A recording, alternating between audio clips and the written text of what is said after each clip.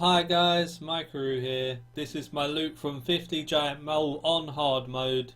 You guys voted for it in the latest straw poll from the loot from X, so I gotta do it. Like I said from the start, I have to do everything that you vote for. Who even does hard mode mole? I've never done it before, I had no idea what I was doing, so I just went in there, had fun with it, and just killed 50 Giant Mole. As you can see, the votes are in. 50 Giant Mole hard mode won with 102 votes. Then it was followed by Vindicta, Aerits, close together at around 80 votes apiece. Thank you to all the 356 people who voted in this one. That's absolutely awesome. So many votes. Make sure you check the description for the new straw poll. I'm going to add some harder bosses in the new one, just like the Rise of the Six, just to have fun with and provide as many different choices as I can for you guys. Either way, let's get into the mole killing. To be honest, I didn't really have much clue what I was doing when I first started the mole, but it's just such an easy boss, it's unreal. All you gotta do is chase after it whenever it teleports away and just keep hitting it until it moves away again, and once it's been to every section it'll go back to the middle. Once it's back to the middle you can just kill it there and then that's it. It's just such an easy boss in general. It does get a little tiny bit more tanky as the fight progresses, but not much. Unless it takes you absolutely forever to kill it, that's the only time you're going to have troubles. But for the most part he doesn't have much defense, so he gets hit quite often. He does a couple of special abilities that do a little tiny bit of damage, but you know, it's negligible if you're using Soul Split or something like that. He would take no time if you didn't have to run around all the time. He takes about 1.5 to 2 minutes depending on the spawns he teleports to, but in general he is super easy to kill, pretty chill, but really boring at the same time, as his drops are very poor. So I thought to myself, how can we spice this up a little bit? Easy answer, kill it with a spoon.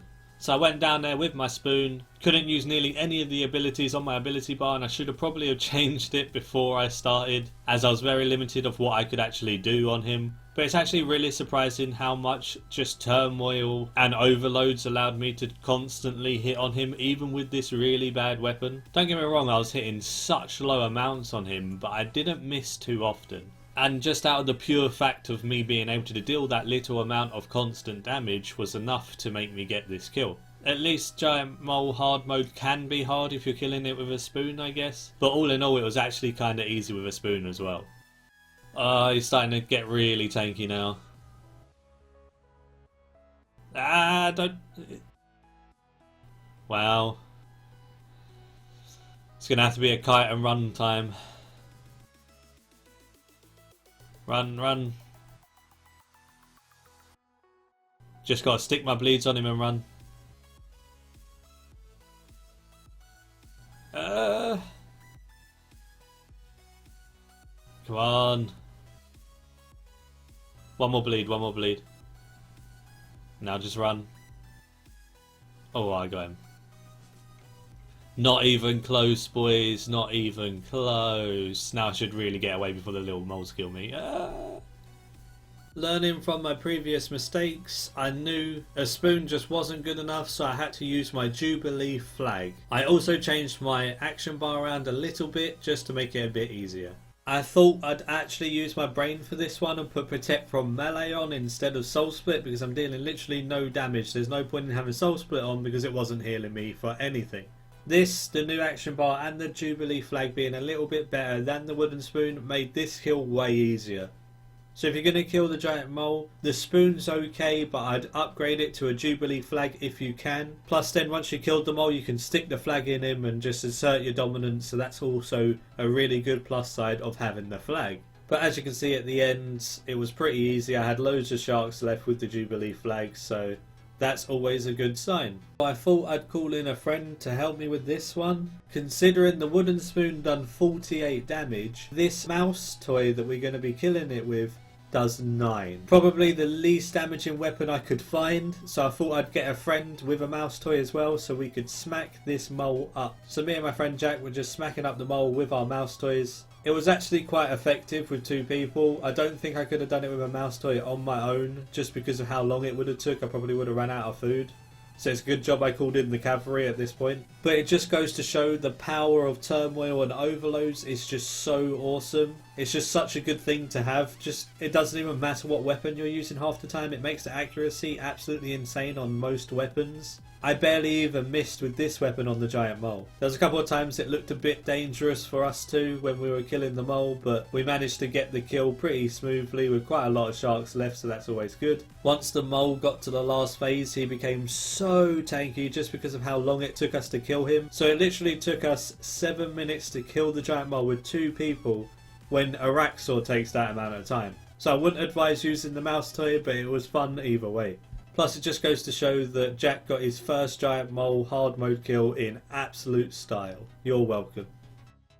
On my last giant mole kill, the gods blessed me with the golden hammer. This hammer guarantees the mole pet on kill, so I thought why not on the last kill of the video use this hammer to its full potential. Killing the giant mole with the hammer was kinda difficult again. It isn't the best weapon by any means, but it's going to give me that pet, so that's all that matters. The person I got this hammer off promised me that it would give me the pet. I paid 1 bill for this hammer just to get the pet because the pet looks cool. So you know this 1 bill is going to pay off when I get that pet drop. I've got no sharks left anymore, but he's nearly dead, so that's fine. What? I didn't get a pet, but I paid a bill for this. Wow. Oh. Either way, I managed to get quite a few mole skins and mole claws. I didn't get any mole noses because I haven't done the Falador task to get them, but the mole skins and the mole claws together were 963,000. I wanted to see how much more money I would make if I traded them in for birds' nests, so I just ran back and forth from the bank, exchanging them to bird nests from the guy right near the giant mole entrance.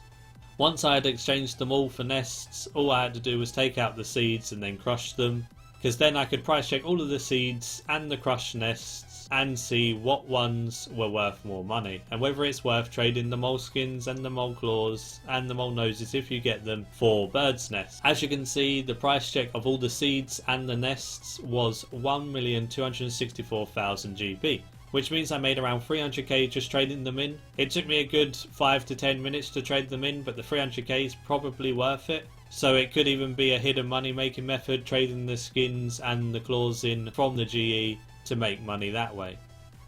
I'm not 100% sure if the seeds will sell though.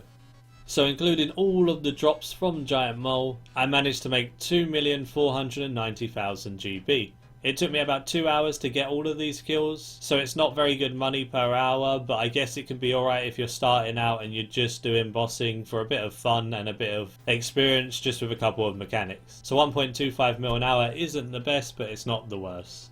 Thanks for watching, hope you enjoyed this new fun video. The next straw poll will be in the description, so make sure you cast your vote for the next Loot from X series video down there. Give it a like if you enjoyed, subscribe if you're new for future content like this and loads of different guides and things like that. Feel free to join my friends chat Maikeru if you fancy a chat in game. Goblin Slayers with a Z, my clan is open to everyone and anyone, so feel free to join that. Just give me a message or join the clan chat as a guest and ask for an invite there. The Discord is in the description as well, so feel free to check that out.